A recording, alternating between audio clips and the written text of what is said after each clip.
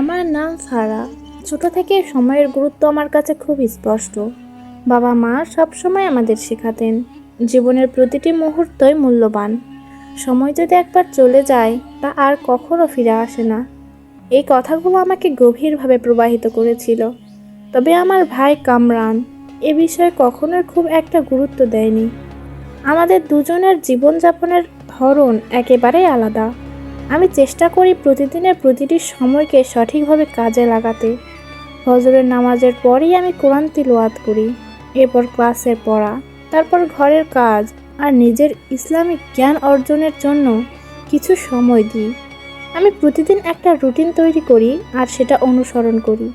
কিন্তু আমার ভাই, সে যেন আমার সম্পূর্ণ বিপরীত। সকালে ফজরের জন্য ডাকলেও সে জেগে উঠতে চায় না। কোনোভাবে জেগে উঠলেও আবার ঘুমিয়ে পড়ে। সারাদিন অলসভাবে মোবাইলে গেম খেলে বা টিভি দেখে। সময়ের অপচয় যেন তার কাছে একদম স্বাভাবিক বিষয়। একদিন কামরানের অলসতা আর দায়িত্বহীনতা দেখে আমার খুব কষ্ট হচ্ছিল। আমি ভাবলাম, এভাবে চলতে দেওয়া ঠিক হবে না। আমি যদি নিজেই তাকে সময়ের ব্যবস্থাপনার গুরুত্ব বোঝাতে পারি, তাহলে হয়তো সে নিজেকে বদলাতে পারবে। সেদিন বিকেলে আমি তার ঘরে গেলাম। সে তখন মোবাইলে একটা গেম খেলছিল। আমি বললাম, কামরান, তুমি একটু সময় পাবে?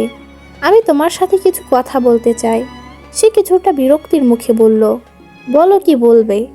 আমি ধীর শান্ত গলায় বললাম, তুমি কি জানো সময় কতটা গুরুত্বপূর্ণ? কামরান আমাকে অবাক চোখে তাকিয়ে বলল, হ্যাঁ, সময় তো গুরুত্বপূর্ণ, কিন্তু তুমি এটা হঠাৎ কেন বলছো? আমি তাকে বোঝাতে শুরু করলাম, কামরান, আমাদের জীবনের প্রতিটা মুহূর্ত আল্লাহ আমাদের দিয়েছেন। আল্লাহ আমাদের সময় দিয়েছেন যেন আমরা সেটা সঠিকভাবে কাজে লাগাই। সময়ের সঠিক ব্যবহার না করলে কিয়ামতের দিন এর জন্য আমাদের জবাবদিহি করতে হবে। সে কিছুটা অস্বস্তি নিয়ে বলল, কিন্তু আমি তো কিছু খারাপ করছি না, আমি শুধু একটু রিল্যাক্স করার চেষ্টা করছি। আমি তাকে উদাহরণ দিয়ে বোঝালাম, ধরো তোমার সামনে একটা স্বচ্ছ ক্ষেত্র, যদি তুমি সেটা চাষ করো তাহলে সেখানে ফসল হবে, কিন্তু যদি তুমি সেটা ফেলে রাখো তাহলে সেখানে আগাছা জন্মাবে। ঠিক তেমনই সময় যদি তুমি কাজে না লাগাও, তা অপ্রয়োজনীয় কাজে নষ্ট হয়ে যাবে। এতে তোমার কোনো লাভ হবে না, বরং ক্ষতি হবে। আমি তাকে বললাম, ইসলামের সময় ব্যবস্থাপনার বিষয়ে কতটা গুরুত্ব দেওয়া হয়েছে জানো?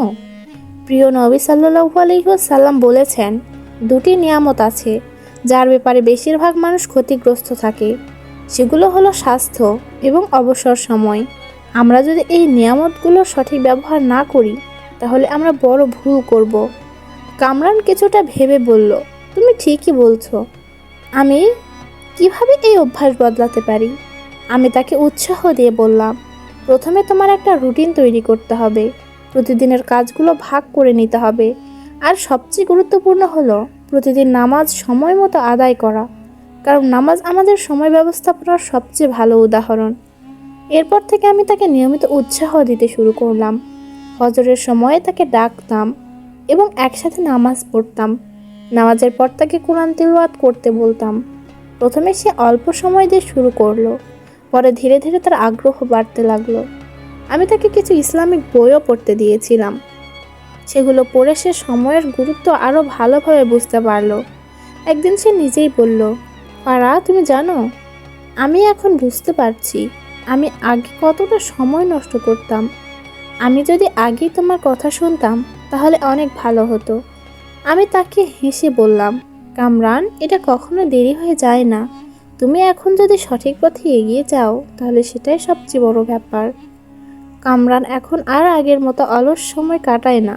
সে তার সময়ের সঠিক ব্যবহার শিখে গেছে। পড়াশোনার পাশাপাশি ইসলামিক জ্ঞান অর্জনেও মনোযোগী হয়েছে। আমরা দুজন মিলে প্রায়ই ইসলামিক আলোচনার সময় কাটাই। এটা আমাদের সম্পর্ককেও আরও দৃঢ় করেছে। আমি বুঝতে পারি, একজন মানুষকে পরিবর্তন করতে চাইলে তাকে দোষারোপ না করে তাকে সঠিক পথে উৎসাহ দিতে হয়। আর সবচেয়ে বড় বিষয় হলো আল্লাহর সাহায্য চাইতে হয়। আমাদের জীবনের প্রতিটি মুহূর্ত এক একটি নিয়ামত। যদি আমরা সময়ের সঠিক ব্যবহার করি, তাহলে তা আমাদের ইহকাল ও পরকালের জন্য কল্যাণ বয়ে আনবে। আমি সবসময় মনে রাখি, সময় হলো এমন একটি সম্পদ যা একবার চলে গেলে তা আর কখনো ফিরে আসে না। এই গল্পটা আমি শুধু আমার জীবনের অভিজ্ঞতা থেকেই বললাম। আশা করি এটা অন্যদেরও সময় ব্যবস্থাপনার গুরুত্ব বুঝতে সাহায্য করবে।